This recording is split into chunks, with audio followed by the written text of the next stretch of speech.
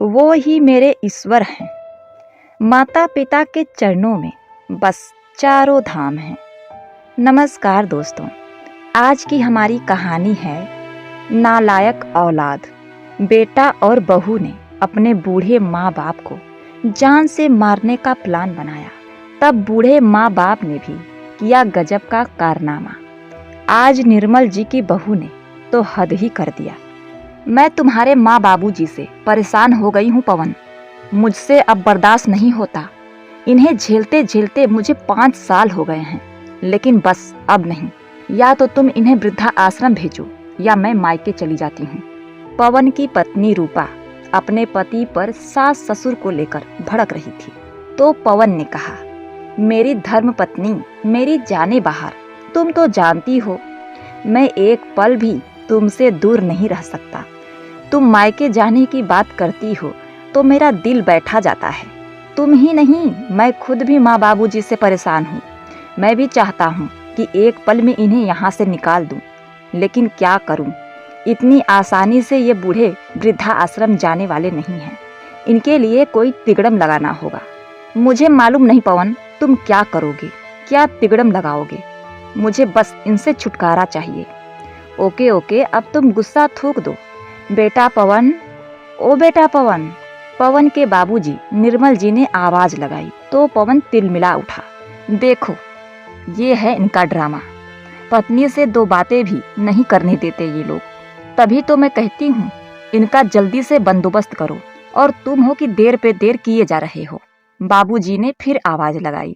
पवन बेटा, आया आया। गुस्से में कहता हुआ पवन बाबूजी के कमरे में गया। क्या दिक्कत है तुम लोगों की? जब देखो पवन पवन लगाए रहते हो। क्या कहना है? बेटा, तू कैसी बात कर रहा है अपने बाबूजी से? पवन की माँ सीता जी ने कहा। तो पवन बोला, माँ और क्या करूं, तुम दोनों को बस यही काम है। तब तक उनकी बात काटते हुए बिमल जी ने कहा, बेटा आज तेरी छुट्टी है तो तू ऐसा कर, हम दोनों को डॉक्टर के पास ले चल। तेरी माँ के आंखों में तकलीफ है, अपनी माँ के आंखों को दिखा देना और मेरा चेकअप करवा देना। इतना सुनते ही पवन और भी ज्यादा आग बबूला हो गया। तुम दोनों ने मुझे समझ क्या रखा है? एक ही दिन की तो छुट्टी मिलती है, उसमें आप लोग अपना टांग अड़ा देते हैं। अपना अपना काम करने के लिए मुझसे कहने लगते हैं। और पैसे कौन सा मेरे दादाजी आकर दे रहे हैं? मुझे जो तुम लोग इतने खर्चे बता देते हो, मेरे पास इतने पैसे नहीं हैं और मेरे पास इतना टाइम भी नहीं है। बेटा तू इतना ज्यादा क्यों भड़क रहा है? ऐसा तो कोई भारी काम नहीं कर दिया हमने तुझसे। अभी हमारे पैरों में ताकत है, हम में दम है, हम खुद जा सकते हैं और ना ही तेरे पैसे की जरूरत है हमें। तू जा आराम फरमा। अपने बाबूजी की बात सुनकर पवन पैर पटकते हुए कमरे में चला गया। बिमल जी बैंक में जमा थोड़े बहुत रकम से अपने पत्नी सीता जी के खर्चे पूरा किया करते थे, और वो अपने पत्नी को तैयार होने के लिए कह दिए। अब दोनों जन तैयार होकर डॉक्टर के पास जाने के लिए घर से निकल जाते हैं। उनके घर से निकलने के बाद रूपा फिर से पवन से बोलने लगती है, ये हमें चैन से जीने नहीं देंगे। पवन, जल्दी कुछ न कुछ करना पड़ेगा। हाँ रूपा, जल्दी मैं कोई न कोई बंदोबस्त करता हूँ, बस कुछ सूझने दो मुझे। और जाओ, मेरे लिए बढ़िया सा कॉफी बना कर लाओ। ठीक है, लाती हूँ। रूपा कॉफी बनाने के लिए चली जाती है और पवन अपना सातिर दिमाग लगाने लगता है। क्या किया जाए जो इन बूढ़ों से पीछा छुड़ाया जाए। वह बहुत देर से सोचता रहता है। इतने में रूपा भी काफी बनाकर ले आती है। रूपा, तुम भी कोई सुझाव दो ना, क्या करूं, क्या करना चाहिए? मेरा तो सुझाव सपाट है, दोनों को नींद की गोलियां देकर मार डाला जाए। मेरा तो सुझाव सपाट है, दोनों को नींद की गोलियां देकर मार दिया जाए। नहीं यार, ऐसा नहीं कर सकते। सारी जिंदगी जेल में चक्की पीसनी पड़ेगी, और हैं तो मेरे माँ बाप ही। यार कैसे जान से मार सकता हूँ इनको? तो फिर खुद ही दिमाग लगाओ, रूपा ने मुंह बनाते हुए कहा। तभी बिमल जी और सीता जी डॉक्टर के पास से दवाई लेकर और चेकअप कराकर वापस चले आते हैं। उन दोनों को डॉक्टर ने कहा था 4 दिन बाद फिर से वापस चेकअप के लिए आने के लिए। अब यही बात दोनों जन आपस में कर रहे होते हैं और उनकी बातें चोरी छुपके पवन सुन रहा था और अपना खुरापाती दिमाग लगा रहा था। कि कहीं कोई सुझाव मिल जाए। तो उसकी बातें सुनकर उसे एक सुझाव आया। वह दबे पांव वहां से निकलकर अपने कमरे में गया और अपनी पत्नी को पकड़कर इधर उधर घुमाने लगा। बोला, रूपा रूपा रूपा, जिस चीज का हमें इंतजार था वह मिल गया। मुझे तरीका मिल गया इन बुड्ढों को रास्ते से हटाने का। अरे जी, क्या बात कर रहे हैं? तरीका मिल गया? हाँ रूपा हाँ, मुझे आइडिया मिल गया है किस तरह इन बूढ़े माँ बाप से पीछा छुड़ाया जाए। यह सुनकर रूपा के आंखों में चमक आ जाती है और बोल उठी, क्या बात कर रहे हो आप? क्या आइडिया है, मुझे भी बताओ। पवन ने रूपा के कानों में कहा। तो रूपा बड़ी ही खुश हो गई। बस रूपा, अब तुम माँ बाप को बोतल में उतार लो और मैं भी आदर्शवादी बेटा बन जाता हूँ, फिर देखना तुम कमाल। ठीक है जी, आज से हमारा मिशन शुरू। दोनों ने हाथ मिलाया और अपने काम में लग गए। माँ जी, बाबू जी, मैं आपके लिए दूध लाई हूँ, गर्मा गर्म दूध, लीजिए पी लीजिए। रूपा ने अपने सास ससुर को बड़े प्यार से दूध देते हुए कहा। तो दोनों रूपा को अपनी बूढ़ी आंखों से आश्चर्यचकित होकर देखने लगते हैं, क्योंकि रूपा दूध तो क्या, एक गिलास पानी तक नहीं दे सकती थी। माँ बाबूजी, आप क्या सोच रहे हैं? लीजिए ना, मैं कितने प्यार से दूध लाई हूँ, पी लीजिए। तो फिर दोनों ने उनके हाथ से दूध लिया और पीने लगे। रूपा दूध खत्म होने का इंतजार करने लगी। दूध खत्म हो जाता है। गिलास एक तरफ रख के माँ जी के पैर दबाने लगती है। इतने में पवन भी कमरे में आ जाता है और बाबूजी के पैर दबाने लगता है। बिमल जी और सीता जी बड़े ही आश्चर्यचकित होकर दोनों को देख रहे थे। उन्हें समझ नहीं आ रहा था कि यह हो क्या रहा है। रूपा और पवन ने थोड़ी देर पैर दबाए, फिर माँ बाबूजी को सुलाकर चले गए और अपने कमरे में आकर बोले, बाप रे, मैं तो पता नहीं कैसे बर्दाश्त कर रही थी। कोई नहीं रूपा, 3 दिनों की तो बात है, फिर तो चांदनी रात है। दोनों बातें करते हुए सो जाते हैं। अगले दिन पवन ऑफिस से आते हुए माँ के लिए नई साड़ी और बाबूजी के लिए नई धोती लेकर आता है और आते ही सीधे उनके कमरे में जाकर उन्हें सीधे दिखाते हुए बोलता है, लीजिए बाबूजी, मैं आपके लिए नई कपड़े लाया हूँ। सीता जी और बिमल जी बड़े खुश होते हैं। फिर पवन थोड़ी देर दोनों के पास बैठकर अपने कमरे में चला जाता है। ओह, ये बूढ़े तो जाते जाते भी खर्चा करवा रहे हैं। रूपा मुंह बनाते हुए कहती है, कोई नहीं डार्लिंग, कुछ पाने के लिए कुछ खोना पड़ता है। पवन ने सोफे पर बैठते हुए अपनी पत्नी रूपा से कहा। रूपा जानती थी कि बिमल जी को गन्ने का रस और उसकी खीर बहुत पसंद है। उसने गन्ने की खीर बनाकर और खीर लेकर बाबूजी और माँ जी के कमरे में गई। चहकते हुए बोली, बाबूजी, मुझे पता था आपको गन्ने का खीर खाने का बड़ा मन कर रहा है। बहू, तुम्हें कैसे पता लगा? सीता जी ने बहू से पूछा। अरे क्या माँ, आप भी। जब माँ बाप बच्चे के बिना बोले उनके मन की हर एक बात समझ लेते हैं और सारी ख्वाहिशें पूरी कर देते हैं, उसी तरह बच्चे भी माँ बाप के मन की बातें पढ़ लेते हैं। बस मुझे आभास हुआ, मैंने बाबूजी के लिए खीर बना दिया। बहू की बात सुनकर बिमल जी बहुत खुश हुए और मन ही मन भगवान का शुक्र अदा करने लगे कि भगवान ने उनके बच्चों को सद्बुद्धि दे दी है। पवन बिमल जी और सीता जी का इकलौता बेटा था। निर्मल जी प्राइवेट जॉब किया करते थे, उसी से उनके घर का खर्च पूरा हो जाया करता था। और सीता जी बहुत ही समझदार महिला थी। उनका घर बहुत छोटा था। अपने पति की कमाई को पाई पाई जोड़कर उन्होंने जमीन भी खरीद ली थी, जिस पर उन्होंने अपने सपनों का आशियाना खड़ा किया था। पवन बहुत छोटा था। निर्मल जी के पास ज्यादा आमदनी नहीं थी, लेकिन पवन की पढ़ाई में उन्होंने कोई कमी नहीं की। उसे अच्छे स्कूल में पढ़ाया, फिर अच्छे कॉलेज से पढ़ाया। उसकी बिजली विभाग में नौकरी लग गई। फिर उसके लिए लड़की ढूंढनी शुरू कर दी। रिश्तेदारों ने रूपा का सुझाव दिया तो रूपा पवन और उसके दोनों माता पिता को पसंद आ गई। लेकिन उन्हें यही नहीं मालूम था कि मासूम सी दिखने वाली रूपा इतनी क्रूर होगी। वह बात बात पर सास ससुर को ताने मारती और जरा सी रोक टोक पर पूरा घर सर पर उठा लेती। निर्मल जी थोड़े गुस्से स्वभाव वाले व्यक्ति थे, परंतु सीता जी उतनी ही ठंडे मिजाज वाली महिला थी। वह हमेशा अपने पति के गुस्सा को शांत कर दिया करती थी। निर्मल जी को रूपा पर बहुत गुस्सा आता, लेकिन उनकी पत्नी सीता जी उन्हें बड़े प्यार से हैंडल करती, उन्हें बड़े प्यार से समझाती। पवन शादी से पहले अपने माता पिता की खूब सेवा करता, उनकी बातें मानता था, लेकिन शादी हो जाने के बाद वह रूपा के रंग में रंग गया था।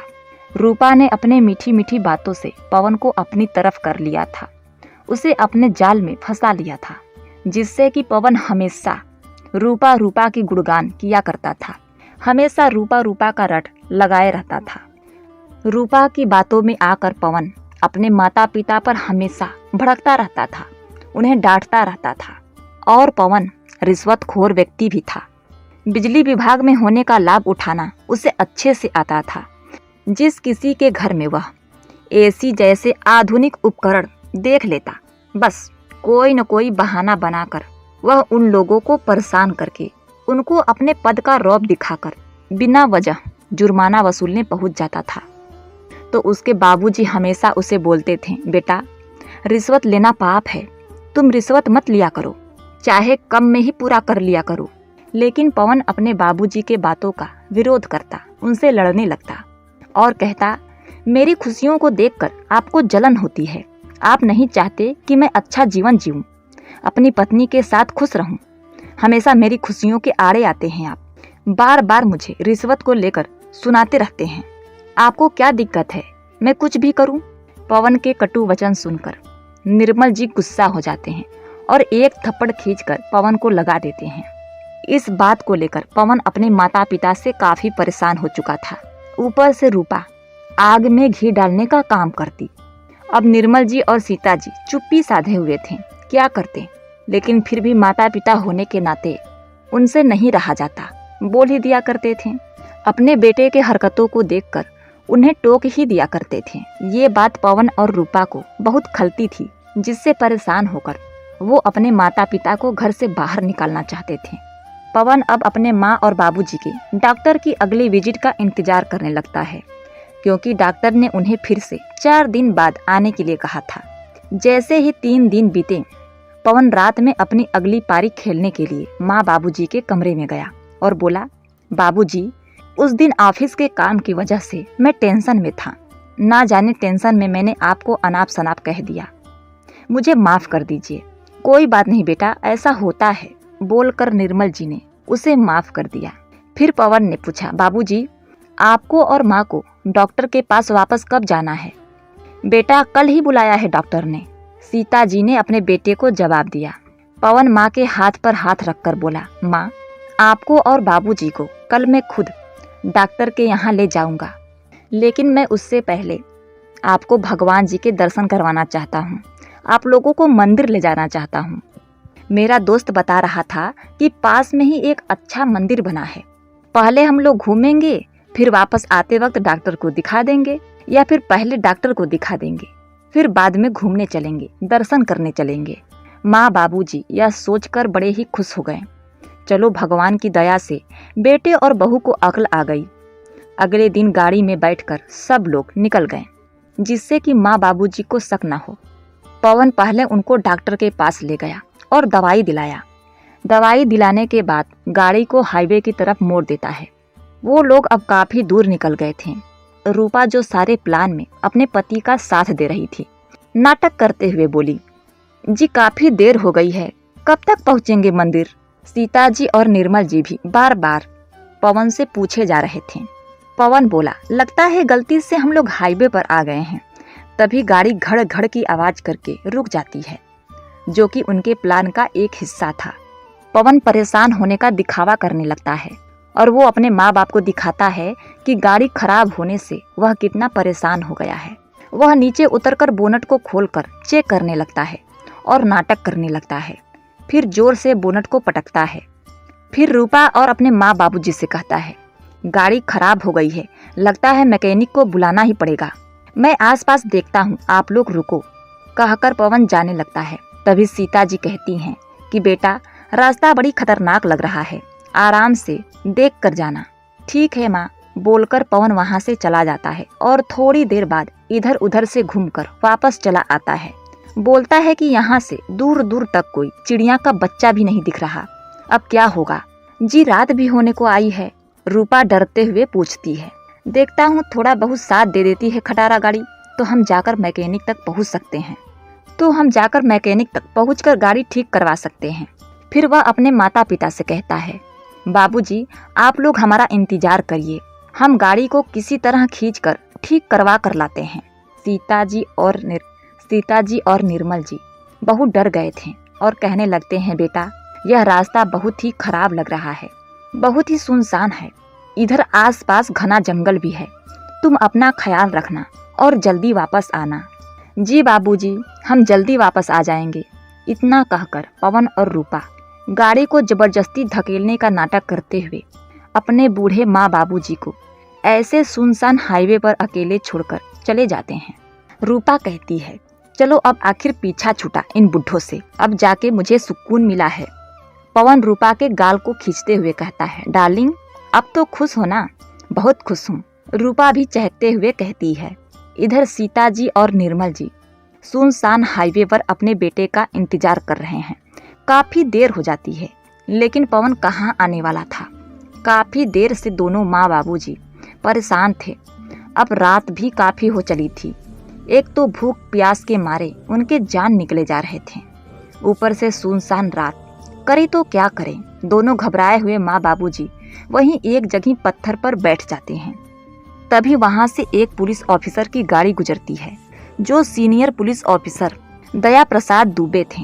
ऐसे अंधेरे रात में इन सुनसान हाईवे पर बूढ़े दंपत्ति को देखते हुए गाड़ी को रोक लेते हैं और उतरकर उनके पास आते हैं और कहते हैं, चाचा जी आप लोग रात में हाईवे पर अकेले क्या कर रहे हैं? सीता जी और निर्मल जी दुबे जी को सारी बातें कह सुनाते हैं। उनकी बात सुनकर दुबे जी को बड़ी ही हैरानी होती है और गुस्सा भी आता है। वह दोनों को अपनी जीप में बैठाकर अपने घर ले आए। उधर रूपा अपने पति पवन से पूछती है, कहीं ऐसा ना हो कि दोनों किसी से लिफ्ट लेकर घर आ पहुँचे। अरे नहीं रूपा, तुम्हें पता है कितना घना जंगल है, या तो उन्हें कोई जंगली जानवर खा जाएगा या चोर उचक्के उन्हें मार जाएंगे, या वो लोग भूख प्यास के मारे तड़प तड़प कर मर जाएंगे।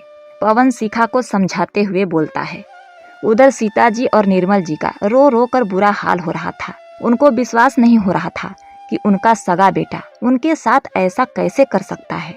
दुबे जी ने उनको चुप कराया, तसल्ली दी और खाना खिलाया। फिर अपना परिचय देते हुए बोले, चाचा जी मैं सीनियर ऑफिसर हूँ, कुछ माह पहले ही मेरा तबादला हुआ है, यहाँ मेरी फैमिली दिल्ली में रहती है।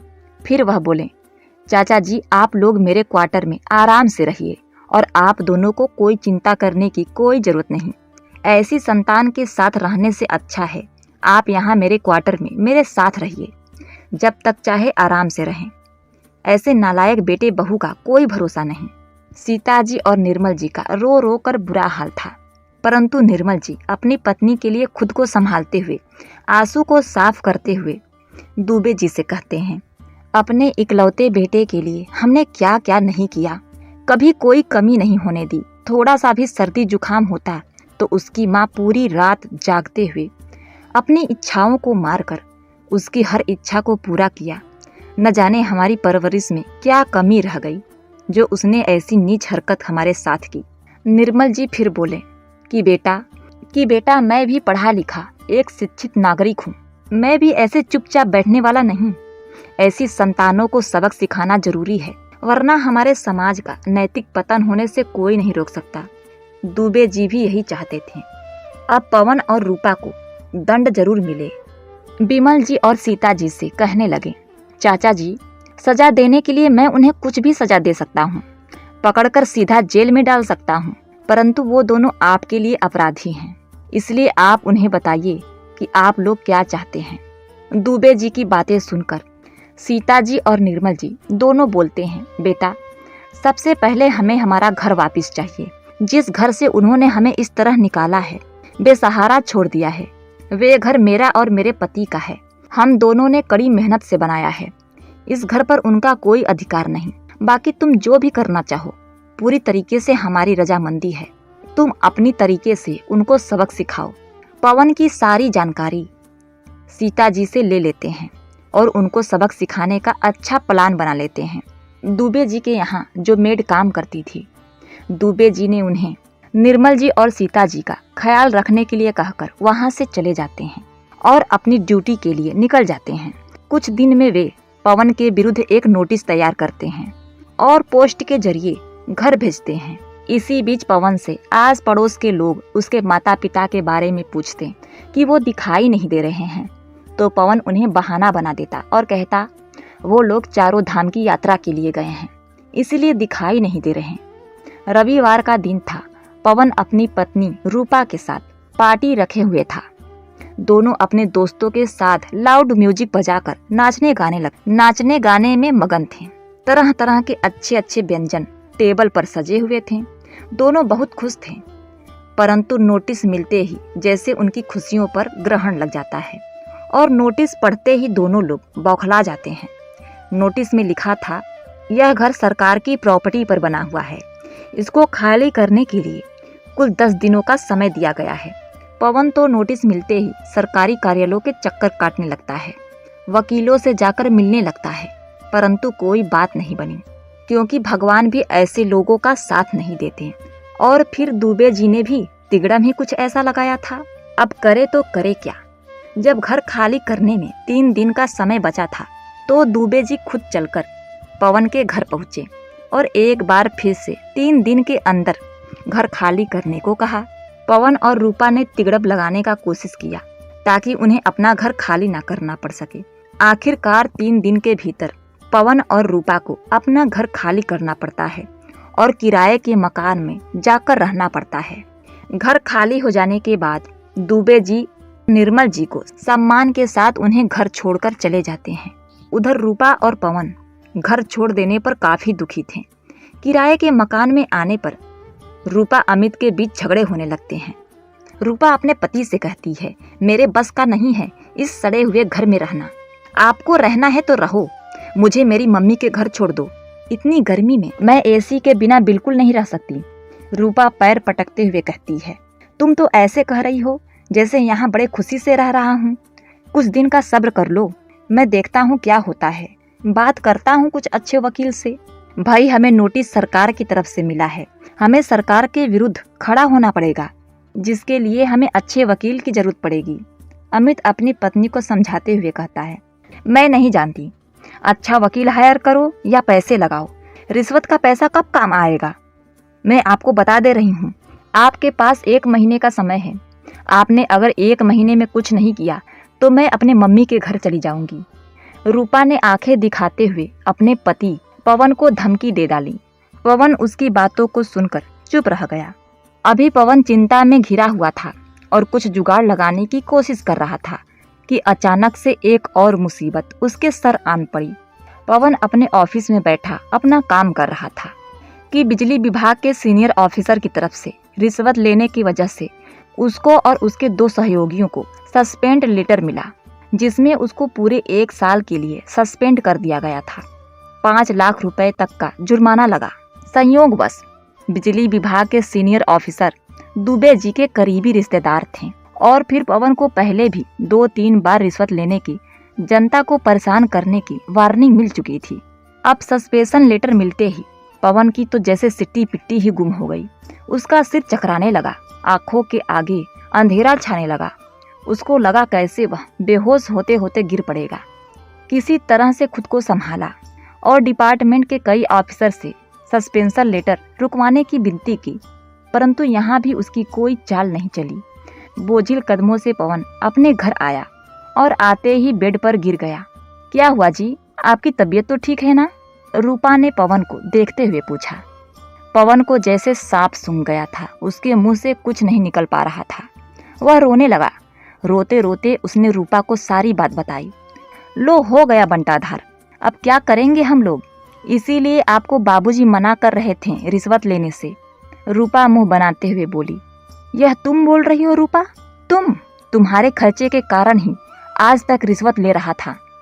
तुम ही थी जो मुझे रिश्वत लेने के लिए उकसाती थी। पड़ोस में जा जाकर जानकारी जमा करके लाती थी, किसके घर में एसी है, किसके घर में 2-2 फ्रिज है, किसके घर में माइक्रोवेव है, कहाँ छापा मरना है कहाँ नहीं। और अब तुम मुझे दोषी ठहरा रही हो और आज तुम्हें बाबूजी याद आ रहे हैं।